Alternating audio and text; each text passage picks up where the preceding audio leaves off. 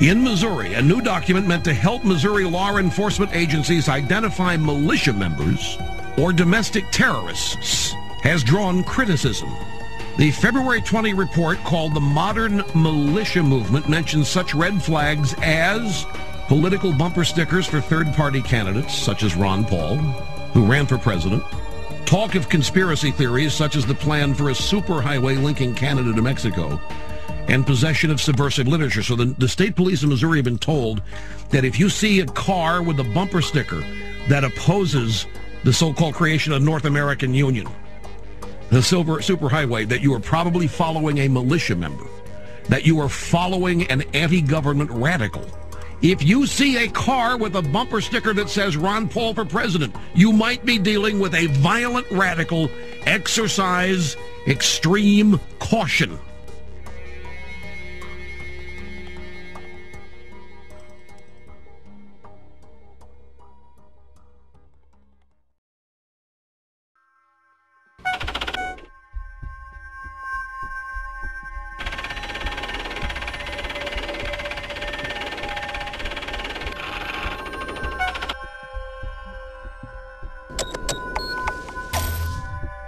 We do know that 28% of their funding comes from the Department of Homeland Security. This is not the first time that a report has been issued to Missouri law enforcement and surrounding fusion centers in other states by the MIAC Center.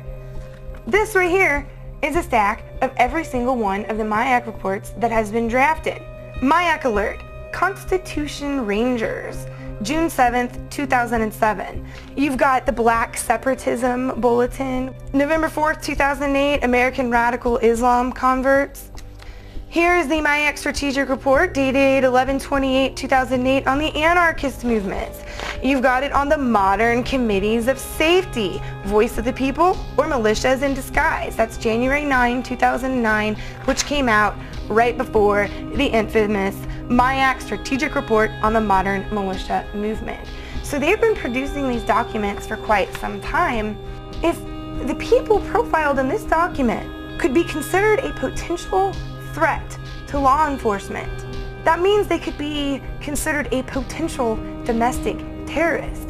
And if you have the word terrorist attached to your name, whether it is domestic or foreign, the Patriot Act still applies to you, whether you're an American citizen or not.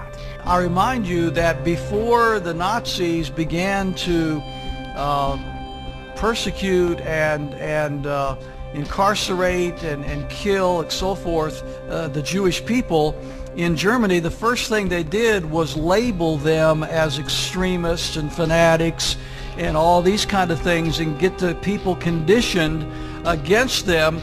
And then with the approbation of the general populace, they were able to unleash the fury of the state against them, and we all, of course, know what happened as a result of that.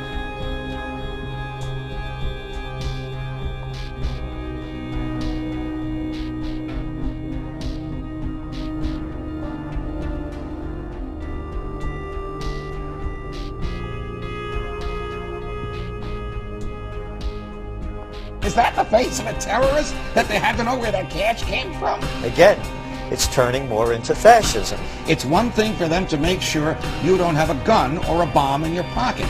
It's another thing for them to not like a book. You know, this shows you the danger of profiling. Maybe he was profiled because he had a Ron Paul bumper sticker. An anti-tax demonstration is scheduled for downtown's Keener Plaza April 15th. But charges are flying that one of the organizing groups is an extremist anti-government group. The Southern Poverty Law Center and the Anti-Defamation League have their own opinions about the Constitution Party. I think we'd consider it a fringe right-wing political party that we consider to have extremist roots. When we talk about the New World Order, it is mimicking, if not duplicating, language that comes out of organized white supremacy. The elites have said that they want to have a final revolution, that They know the public's going to revolt against them, so that's why they've scientifically set up the surveillance grid, the cashless society. This whole continuity of government system is designed to suppress and control the people of America. Northcom, the Pentagon, the military are all announcing their number one job now is fighting the American people. They're saying the number one terror threat is veterans and gun owners and conservatives and libertarians and Ron Paul supporters. And I've been sent secret Army documents, we call the phone numbers and they're accurate and real, where I'm being watched at In the Fed protest, where we peacefully go out and demonstrate. And now even the ACLU has written letters saying, why is the Pentagon watching U.S. citizens? Why are you listing any protest as an act of terrorism? The real terrorists are the people that have hijacked our nation that would dare say the First Amendment is terrorism.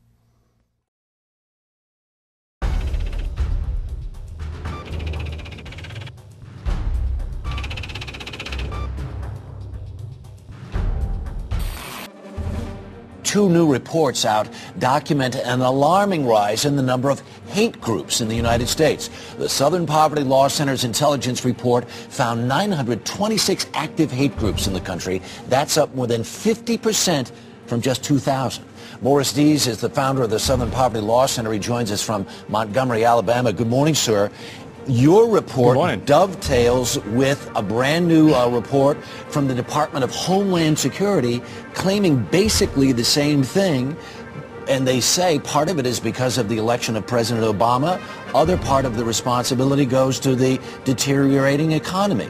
Political climate, the election of Obama, the immigration issues that have faced the United States over the last 5 to 10 years, and now especially the economy, is almost causing a resurgence of what we saw in the days of Timothy McVeigh, almost a militia movement that's being reborn in the United States. Homeland Security says people who oppose abortion or worry about the threat of illegal aliens could pose a radical threat to America. It warns about groups and individuals dedicated to single issues like abortion, immigration, and gun rights, and even raises a red flag about veterans returning home from the wars in Iraq and Afghanistan. Does this report seem to lump in ordinary Americans who have real concerns about stuff with nutjob racists and anti-Semites?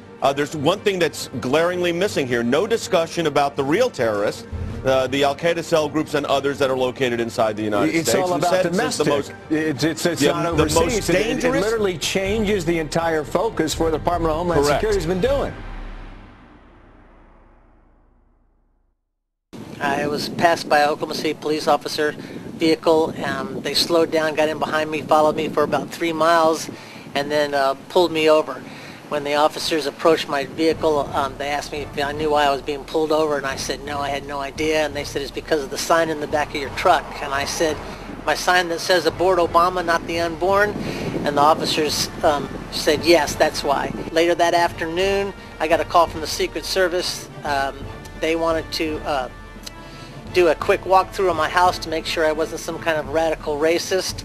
Why would Americans, under the guise and the threat of worldwide terrorism, why would they willingly give up or relinquish their rights to government when our rights did not come from government in the first place?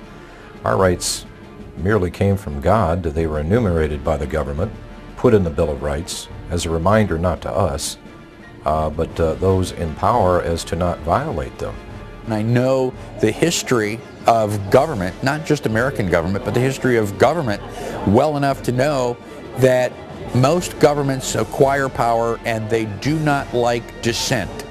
We are losing our freedoms in the United States. Most Americans do not realize that we have free speech zones in the United States. I mean, talk about an oxymoron. You know, all of the 50 states are a free speech zone. You're an American. That by definition creates a free speech zone. We have freedom of speech because we stand up and say what we think, not because the Founding Fathers ratified the First Amendment in 1791. So if we're losing the free speech zones, the governments in general throughout history have tried to quell dissent by controlling the media, which we already have in this country, and by generating fear of confrontation.